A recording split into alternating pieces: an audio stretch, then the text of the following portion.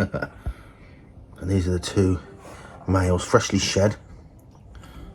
Still only 20 degrees down in that part of their enclosure, about 24 at the push at the top end of the lights. But it's spring outside. I guess it's spring, or the days are getting longer. They have no way of knowing that, only by my artificial lighting. But the body clocks or such are telling these guys time to start sparring for dominance and mating with that female. So those tails there intertwined, they're males. Look at that skin on there. I think they've picked that up.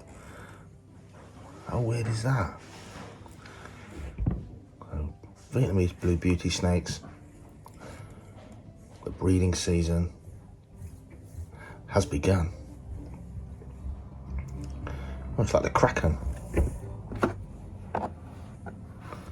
Welcome back to the channel, guys, and another reptile episode. Big changes today. Whee!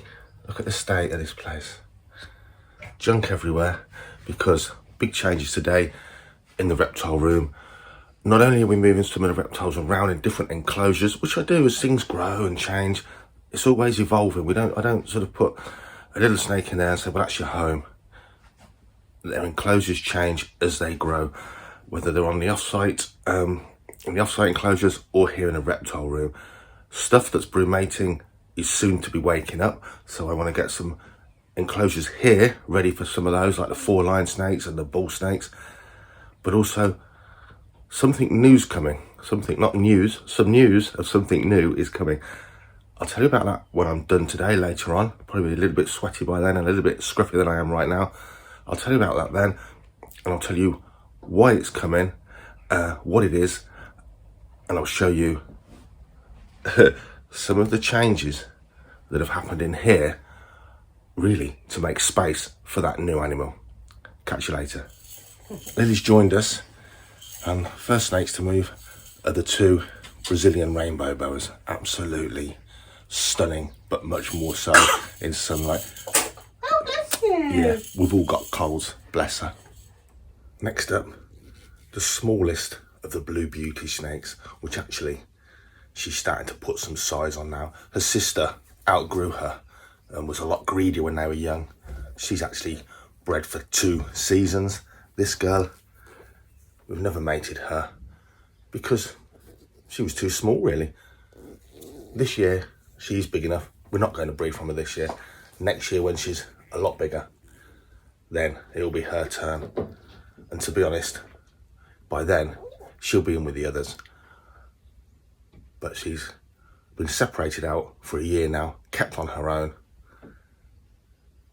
to give her a chance for her appetite to kick in, which it has, and to catch up with the others. Very competitive feeders, and in with those 3, she wouldn't really get her fair share. Soon, I think she will.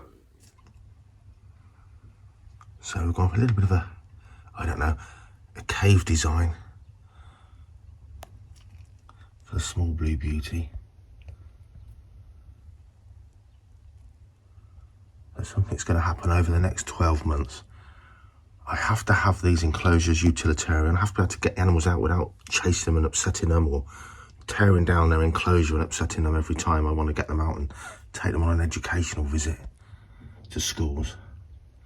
We're going to go for a gradual build-up of at least some semblance of a naturalistic style setups for these guys. So I think this works well for a beauty snake, cave racer sort of setup. We've got ambient light coming through here and from the room, plenty of hiding places, and a usable background. This one's pre-formed, but we're really going to go for making some backgrounds and backdrops to really sort of stylize out these enclosures now over the next 12 months for each species, to make them easier on the eye for you, because in my snake room, they're not in my living room. It's never really bothered me, as long as they work well for the animals. There's a lot of stuff they don't care about that we would find aesthetically pleasing. So that's the road we're going to start to take. Now the Eastern Indigo. Whoa.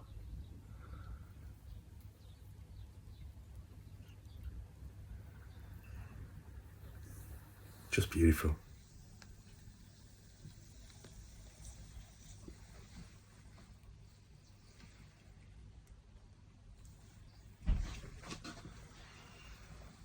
So in here, this is all going to be prefabricated, by the way. Ignore that. No guard, because the guard's gone elsewhere, not in use. Don't panic. Backdrop here and on the sides, we're going to make some backgrounds for that,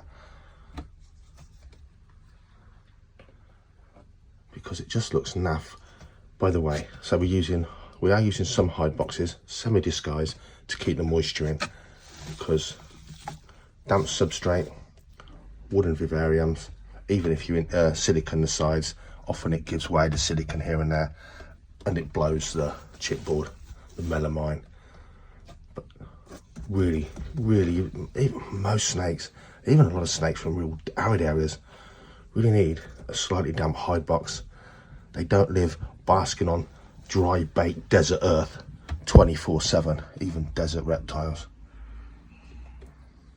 Certainly, if we're not going to keep, this is fresh substrate, so it's damp, but if we're not going to keep the substrate damp, we do need a moisture, an area to help them shed. And for their well-being, really, it gives them the choice, doesn't it? Dry, hot, different temperatures, different moisture levels, rather. So, we're discussing the males sort of jousting and a little bit of combat. Start of the breeding season. We spoke to Mark Haben, who's already gravid. I think she could be already gravid also. A proper blue Vietnamese blue beauty.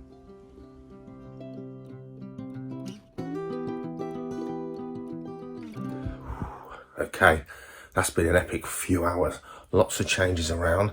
Not quite finished. Elderly bearded dragon. She's downsized. Fluorescent UV light. No starter for it. So I've got to get her sorted out. Got to get her some substrate. A bit more decor. You've seen, I'll show you in a second, the blue beauty up there. Oh, look at those. These are stayed where they are. Yeah, that's our Crebo. This 6-foot enclosure here is empty, cleaned, ready for the bull snakes to come out of brumation. We've got black-tailed Crebo set up in there now, big changes, empty. Black rat, nothing changed there. Mangrove, nothing changed there. Annoyingly, the glass is too tight to slip out now, so I get a bit here that can never be cleaned. And it's always we've got hard water here, so you get lime scale when you spray. Falsies down there. Big change up here. I'm going to show you these in a second. The pair of Brazilian rainbow boas are up there now. Perfect place for them, because at the end of the day, they're totally nocturnal. You never see them. This is an enclosure. It's difficult to see them without going up there. Indigo snakes now in here. Young yellowtail Crebo. Stayed put. Caramel falsie stayed put. What else has happened? Oh, have a look down here. Actually, let me flip you round. So if you're keeping up with the reptile videos, and you saw last week's, which was all my brumating reptiles, you saw these young newts, crested newts. There's a couple of alpines in there as well. You saw these guys were looking thin. I'd lost a couple in brumation. I found out why they've not grown as well, and that's because I tuned into my friend Lee's channel, UK Crested Newts, and one thing I'd been doing last year, because it was so hot and dry, was buying in bulk dendrobenid worms and feeding heavily on those. It turns out, just like a lot of fish, they're put off by the slime. Stuff you find out on YouTube, eh? And I think they've ate enough to survive, but not enough to get really big. So they're set up in here, near the floor where it's cool. And we'll pop those on display once the freezing weather's gone for good. So the main point of today wasn't moving animals around, upgrading, making space for stuff in brumation again. It was to make space here We've got 5 foot space, we've got up to 3 foot high and over 2 foot wide. And the reason that is because we've got something new. Yeah, ignore the snails, they won't be left alone. We've got something new coming with its enclosure, which is 5 foot long, and I needed to find 5 foot of space without losing any enclosures in this room.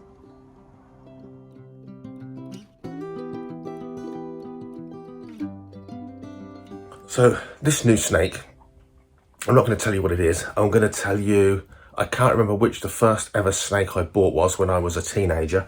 That I kept grass snakes and things, but the first sort of, I've just cut 5 minutes for waffle off of there. Basically, the first snake I ever bought from a shop was either a Chinese leopard snake, little tiny colubrid, or a big snake. I can't remember which was the first one, but anyway, we're not getting a Chinese leopard snake. We are getting a bigger snake, something that I kept when I was younger, when they were all wild caught, something I had no plans to keep whatsoever. I don't need this snake for my school education and such like. I've got things that'll do just fine instead of it. Especially now, we've had a winter of hiked up electricity prices. I probably get offered a snake a week with its enclosure and everything. Certainly 1 a month, but sometimes 3 a week. In fact, I got offered 4 snakes just a couple of weeks ago. Everything from boa constrictors, fully grown huge females, down to just yesterday, strange enough, a corn snake. Sometimes I'll take those things on and I'll say to people, look, if you're really stuck, I'll take them in, but I will rehome them. I don't charge to rehome them, but when a good home comes up, I'll rehome it. I'm not going to be its forever home, but if you're stuck, I'll take it and help it out. Sometimes I've got stuff that's come my way. My second biggest male Vietnamese blue beauty snake, he was given to me a few years ago as a small snappy creature. So sometimes I do keep freebies here. This snake is going to come here for its forever home. I'm not going to tell you what it is, but it's certainly something I didn't plan on getting. And it sparked me to just make this video. Can you keep reptiles on a budget or low-cost reptile keeping? Yes, you can. I'm going to give you a quick twirl around this room. See what you see enclosure-wise really quickly. So we'll start over here.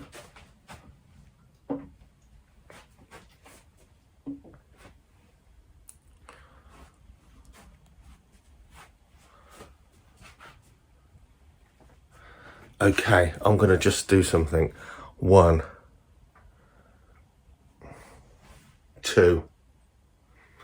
Out of all those enclosures, I made 2 of them. All of the other enclosures you just saw were given to me. I haven't bought any of them. In fact, actually, I gave my mate a drink for these 2 big 5 foot by whatever height they are, 4 foot high. They were all given to me. Now, I've been running Raptor Exotics for 13 years. Before then, I kept all kinds of snakes, invertebrates, crocodiles, all kinds of things over my life. But I was down to just 1 vivarium with with 1 snake in at the time.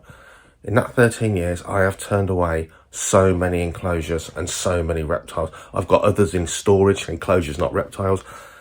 I've turned away so many you can't believe. People get to know you keep reptiles and they'll ask you, would you like this? Would you like that? Stuff people have spent hundreds, if not thousands of pounds on, they'll willingly give you for free, especially if you take their beloved pet that they actually no longer want. This year, the winter of 2022-2023 has been rife. Ask any reptile shop with people getting rid of their reptiles. And the reason is people are terrified of the hiking costs of electricity, which needn't be that high. If you can't afford it, you can't afford it. That is fair enough. But it isn't as high as what many people are worrying about.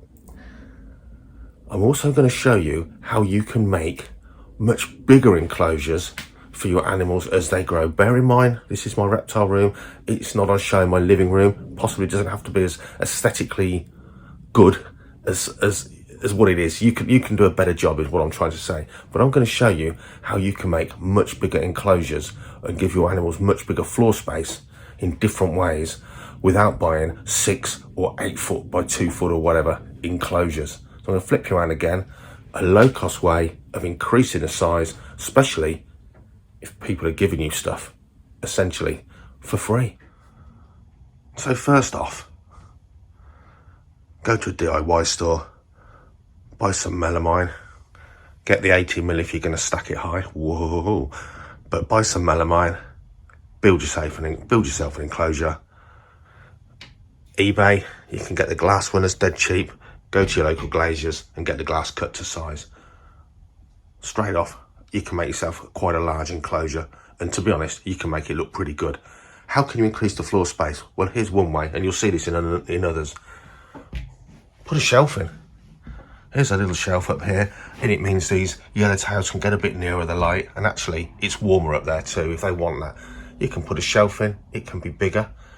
You've just increased the active area for those snakes for sure. So one way to increase the size of your snake's enclosure, giving them more area, is to put a shelf up there, maybe with a log on top, and they'll use it even more for sure.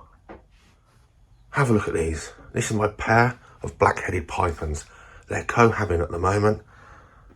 There you are, and there you are. So you think, hang on, not a lot of room maybe? And they're not cohabiting, Dave, but they are. So one way of really increasing the size of your enclosures is to bolt two together. And once they're bolted together, cut out so they can go from one to the other. You'll probably find it's an awful lot cheaper to get a 3x2 vivarium and then buy another one and bolt them together to make a 6x2, or to get 4 2x2s and make an 8x2, than get a custom made 8-foot vivarium. In fact, if people are giving you vivariums, or you've already got a couple, you can actually do it for nothing, can't you, if you've already got them. But here's another way to make that floor space way bigger. Behind there, this is their nest area, this is their dark area, but behind there is a cutout leading from this one up to that one. They actually have all of that space. If this was 6 or 8 foot long by 3 or 4 foot high, they wouldn't use it as much as having all of this floor space together.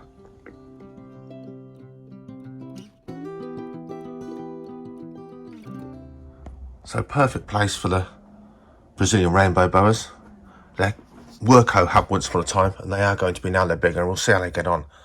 So LED lighting, all kinds of LED lighting, from very, very bright to very, very dim, to blue to red, whatever colour, whatever sort of power. It costs you pence to run.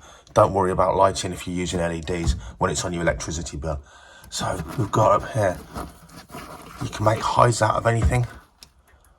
There's no one in there. Let's have a look. Anyone in there? Oh yeah.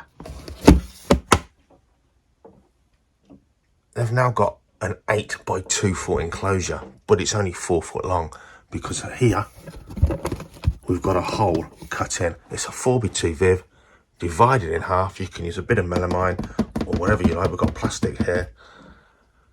Lots to explore. Hide in a slightly warmer place.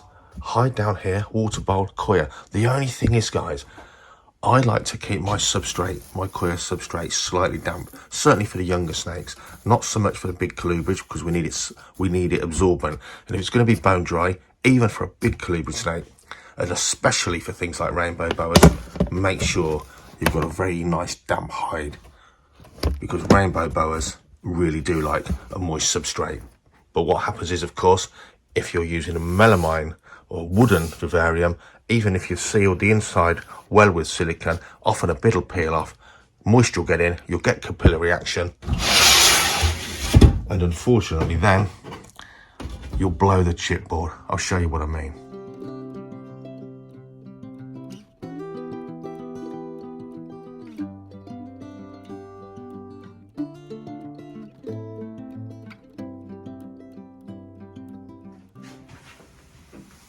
Loads of my enclosures have blown here where moisture's got to that front panel. It's holding together, but it doesn't look good, and it will eventually fall to pieces. This just trim missing. Remember, this is a really old enclosure that was given to me, perfectly serviceable, although we are definitely going to start working on some proper backdrops to make this look way better than it does now. But it's still serviceable. I wouldn't want this in my living room personally, and I could put a bit of tape along there, but in the reptile room, it's not a big issue. Again, here's something that I built a long time ago. MDF, it's got moisture, it's blowing. Have a look at this one. The same on these little ones. If you're using wooden enclosures, you really should have a totally dry substrate and not be soaking them down. But you do need to put a damp hide box for many of those species. Damp substrate, ruined enclosure. The Vietnamese Blue Beauties, sliding front perspex. It's not dirt, it's just scratched to pieces. But a brilliant enclosure for those. It's plastic, you can soak everything down, it doesn't matter. The boys are sparring. Having looked, I'll show you in a minute, but having looked at her, she's actually probably already gravid. Spring is in the air, the snakes are starting to move. So if I had the option of having a whole new stack of vivariums and enclosures, would I go for melamine wood, sort of standard vivariums? No, I wouldn't. I'd keep the glass, the Exoterra sort of glass designs. The room's space heated to a degree, it doesn't get cold anyway, so glass is fine. I'd go for plastic boxes, plastic designs. I don't mean plastic boxes like you'd use like rubs. I mean bespoke vivariums made of plastic, all one unit. A friend of mine fabricates with plastic, and a couple of years ago I said to him, look, why don't we go in together? You build the case and I'll fit them out. There's a really good market there in the UK. It's not really caught on the really sort of the plastic design of vivariums here, not as much as it has maybe in the States. Sadly, he's older than me, and he said, look, I'm looking to retire soon, not start new projects as part of my business, which is a real shame because he's already got the kit. He already fabricates plastic boxes, welds them together. It's such a shame because you could really make, with sort of a bit of inside knowledge and his skills, we could have really come up with some really good standardized or one-off design plastic vivariums that would have worked superbly. And then you've got no worries with having whatever amount of moisture you want in that substrate. For me, because I like to choose to have moisture in my Koya husk substrate for some of my animals, the wooden design has that real limiting factor for sure, and it's a shame. But for now, it's a case of holding that thought, sticking with what I've got. I don't need to change. They're still staying there. They're great for the snakes. They're not falling to pieces yet. But over time, although they've cost me nothing, I will, of course, want to replace and completely refit the reptile room. But that's all for the future. For now, things are doing just fine. So this new snake is being given to me with its full setup and enclosure by a guy that knows me from this channel, actually from my Fulcry videos. I'm not telling you who it is yet. I don't want to give the secret away. A little bit of a surprise for the next reptile video, hopefully, or maybe a couple of weeks down the line.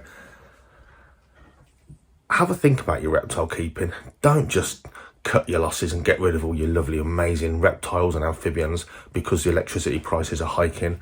Don't be put off by getting your first reptile by the cost of electricity at the moment. Think about what you do. You can use second-hand equipment, and there's loads of it out there available right now. It might not be the latest, it might not be pristine, but as long as it's sterile and disinfected, second-hand stuff, like anything in life, is dirt cheap compared to buying it brand new. Lighting, depending on what lighting your animal needs, if you can use any kind of LED lighting, it's going to cost you pence. We're doing our ensuite, yeah. I'm supposed to have been doing it all day. Had to have a break and get in here with the animals. Jackie's brought a new panel light for the ensuite. It's 35 watts. It's blindingly white for a whole room in a house. And 35 watts is so little to run. And it costs about 35 quid. Way less expensive than specialist reptile lighting. And it's something I'm probably going to use in the future on some of these big enclosures. Bright white light, not running very hot, low wattage, sealed because it's in a bathroom. Another top tip, don't always buy Reptile branded stuff. Check out the alternatives. Use your common sense. Do your research first. It's not all suitable. Loads of non-reptile products are perfectly suitable for reptile keeping without that reptile brand name and 5 times the price tag. Have a look at this. For a lot of my reptiles now, I use coir husk, shredded coir. The stuff I use, it's no dustier than any other substrate like this at all. It's really low dust. I get it in bulk from Coir Products UK. They do the fine peat for the smaller snakes or those animals like dart frogs that want it damp and moisture retentive, and they do the coir husk, holds moisture well. It's in a wooden vivarium. You soak it to break it up. Once this is dried out, it's going to have to stay dry in there. Big blocks, goes absolutely miles, cost you pence. Don't need a branded reptile substrate. This works fantastically well for my colubrids and pythons. So really just a short video to try and get you guys to understand or allay some of your fears that reptile keeping at the moment, just because of electricity prices, it's a perfectly doable thing. There's loads of ways to keep reptiles without spending a fortune, just like anything in life, on the latest and greatest. What are you trying to do? You're trying to display your animals in a way that you enjoy. You're trying to keep them in a way that they're happy, comfortable and thriving. And you've got to meet their heating, their lighting, their needs, and things like substrate and housing. If you think about what they need, what's a good way to keep them, what's good husbandry, then have a think about what you need to implement that. It doesn't have to be really expensive. Now, I'm not trying to do down any reptile shops, not at all, because especially for those of you that are starting out in reptiles, supporting your local reptile shop gives you something for free, and that is knowledge, and that is helpline. People that can tell you, not the Facebook forums where everyone has a different opinion. Most of them don't even know what they're talking about. Actual on-hand physical knowledge. Your local reptile shop, if it's half decent, is one place you must support, because they've got the cost you're worrying about times 1,000. They all need your support. But for your own personal reptile keeping, if you need to do it on a budget, it's perfectly possible, as long as you're not cutting back on the husbandry of your charges. You don't have to spend lots of money to say, I keep mine better than you because you spend less money. Not at all. Think about what they need, how you keep them, and where you're going to source that stuff from. But check out places like Pre-Loved in the UK. I guess it's Craigslist in the States. There's loads of stuff around at the moment. People are giving stuff away. You're not going to get a more affordable time to get into reptile keeping or to expand your setups and even the species you keep. Do it wisely. Keep an eye on the videos. Please subscribe. Really important to the channel. We'll see you in the next one. I don't think the surprise will be here in the next reptile video, but it's coming soon. Cheers, guys.